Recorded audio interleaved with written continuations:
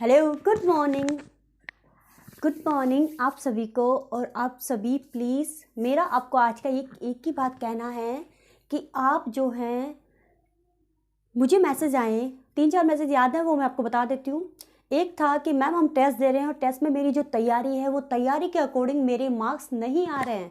तो आपको किसने कहा है कि आपको उसके अकॉर्डिंग मार्क्स लाने हैं? उसके अकॉर्डिंग मार्क्स आपको नहीं लाने हैं।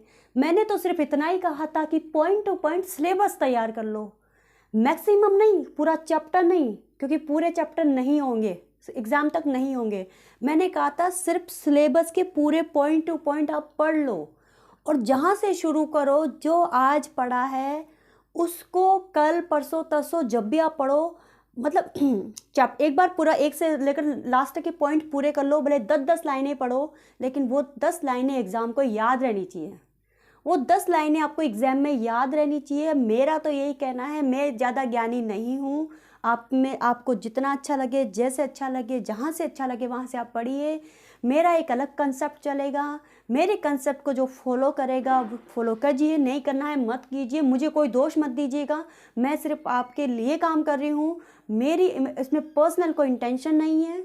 और हाँ, पहले दिन मैंने आपको बताया कि समझो आपका सिलेक्शन कंफर्म है। मैंने उसमें आपको बताया था कि आप अपने पॉइंट्स, चाहे लेवल 1 हो चाहे लेवल 2 हो, वो बता हुआ है। मैंने उसको क्लियर करके बताया। दोबारा मेरे बताने की इतनी क्षमता नहीं है। मेरे पास बहुत सारे सब्जेक्ट्स हैं, बहुत सारे लोगों की उम्मीदें मुझे पूरी करनी है। बहुत से की कमेंट्स हैं कि इस चीज़ को लेकर टॉपिक को कंप्लीट करवाइए, तो मैं वो करवाऊँगी।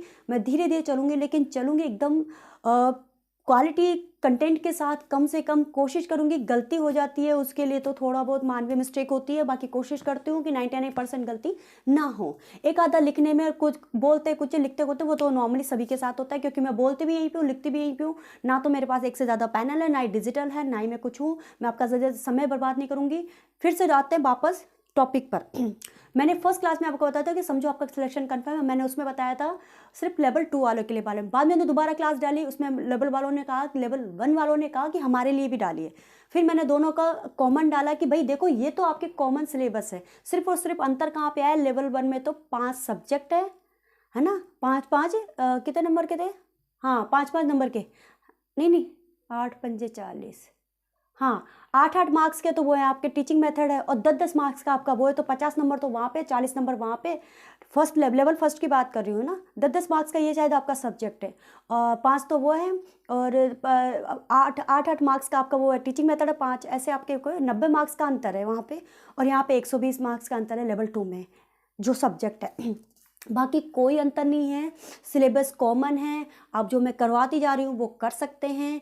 मैं मानती हूँ कि मेरी क्लासेस में वो आपको जो चकाचौंध है ना, वो आपको नहीं मिलेगी, लेकिन मैं फिर कहती हूँ, चकाचौंध से ऊपर भी हमारी जो शालीनता के साथ स्टडी है वो आपको यहाँ मिल जाएगी। मैंने कभी नहीं कहा कि आप मेरे नोट्स को पूरा कॉपी कीजिए, आप लिखिए, आप पढ़िए।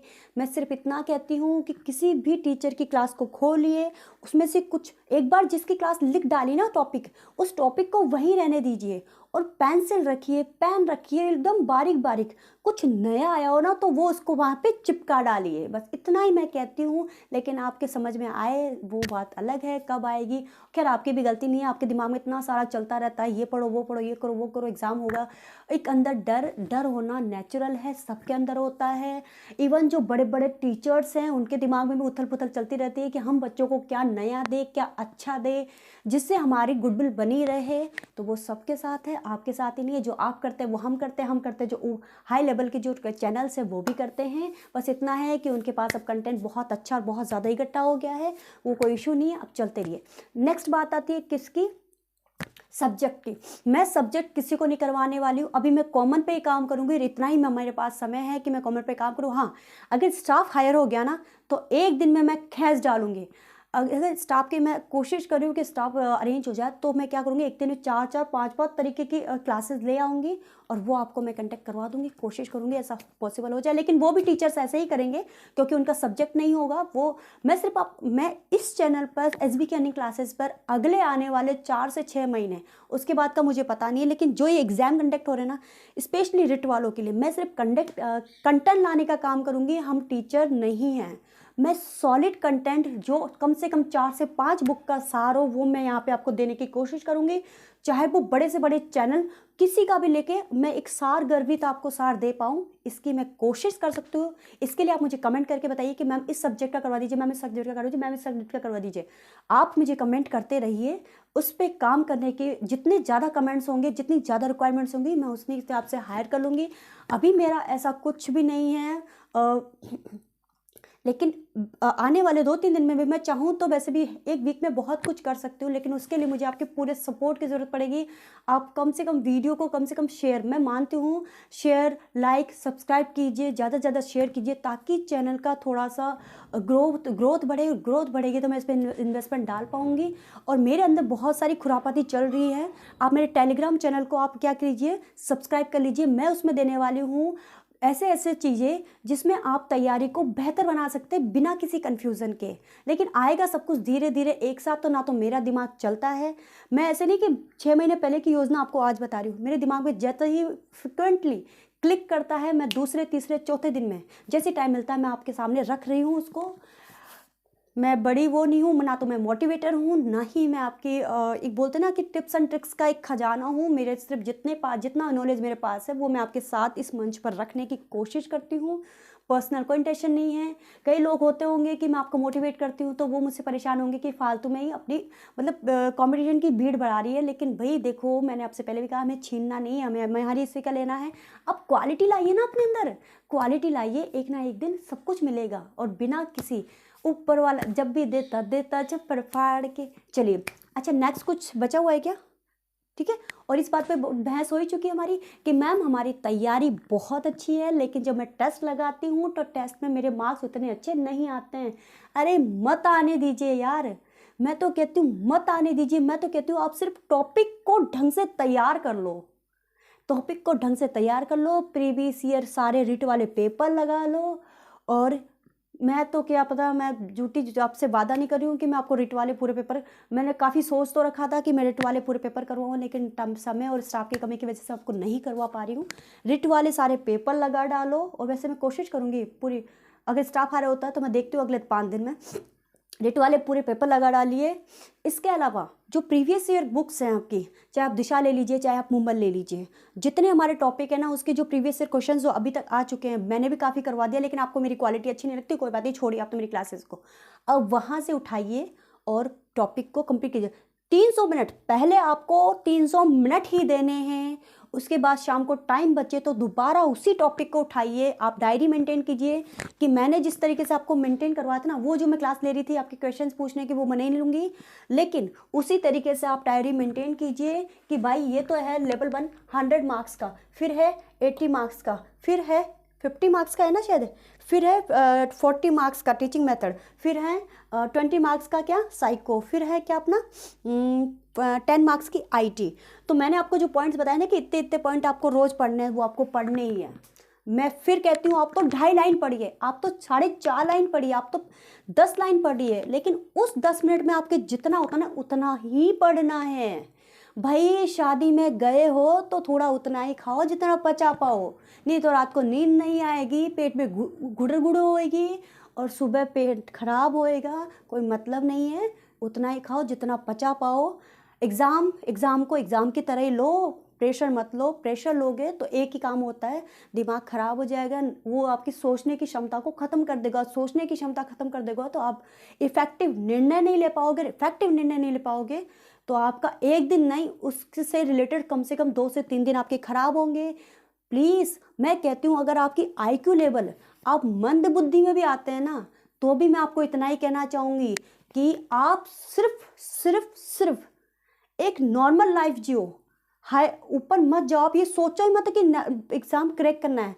आप सिर्फ मैंने जितने बताई है ना बातें, मैं कहती हूँ मेरे वीडियोस को आप है ना रिमाइंड करो।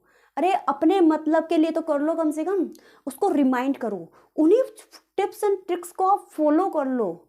आप, मैं कहती हूँ कि आप कहीं ना कहीं लग जाओगे, 2023 में ही लग जाओगे। राजस्थान पुलिस आ रही है, ये रिट है, इसके अलावा अरे आप एक बात अच्छे से जानते हो, जो हमने आज पढ़ लिया और जो हमारे आज अच्छे से याद हो गया ना, वो अगले 2 साल तक कहीं नहीं जाता दिमाग से। अरे नहीं जाता, आप लोग गलत फहमी में जीते हो कि हम याद करने के बाद हमारे दिमाग से भूल जाते हैं। नहीं भूलते, नहीं भूलते, नहीं भूलते। मैं कैसे समझाऊँ आप लोगों को? अभी मैं कोई इवेंट कर दूँ ना अच्छा सा और उस पर प्राइज मनी रख दूँ या कुछ अच्छा सा रख दूँ, तो देखो आपका दिमाग आइंस्टाइन से भी तेज चलने लग जाएगा। तब तो आप है ना पूरे के पूरे, अभी देखो पोषपड़ी प्रसादी में ले लो, मतलब वहाँ पे आपको ये नहीं लगता कि हमें नहीं मिलेगा खाने को, बस जाएंगे उस भीड़ में, धक्के मुक्के में भी खड़े रहेंगे उनको, क्योंकि विश्वास है कि हमें वहाँ मिलेगा।